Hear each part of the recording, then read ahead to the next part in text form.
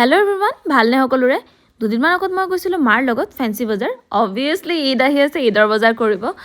আৰু এটা কথা, ঈদত যিহেতু বহুত ভিৰ হয় ফেঞ্চি বজাৰ, চ' গ'লে আপোনালোকে 10টাৰ পৰা 11টাৰ ভিতৰতে যাব, তেতিয়া মানে বেছি ভিৰ নাথাকে আৰু সোনকালে আপোনালোকে আৰামত গোটেই বজাৰখন ঘূৰি ঘূৰি বজাৰ কৰিব পাৰিব।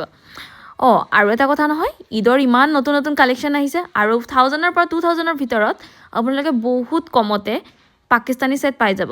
মানে পাকিস্তানী ছেট এনেই কিছুমানতো 4000 3000 এনেকৈ লৈ লয়, কিন্তু 2000ৰ ভিতৰত আপোনালোকে বহুত ধুনীয়া ধুনীয়া পাব।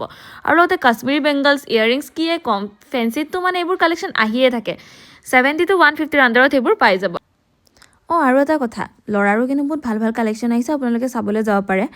আৰু গ'লে কিন্তু মৰ্ণিঙে যাব, কাৰণ তাতছে অলপ দেৰিকৈ গ'লে কিন্তু আপোনালোকে ভিৰ পাব আৰু বজাৰখন আপোনালোকে ঘূৰিবলৈ বহুত কষ্ট হ'ব, খোজকাঢ়িব, কাৰণ বহুত ভিৰ হয়।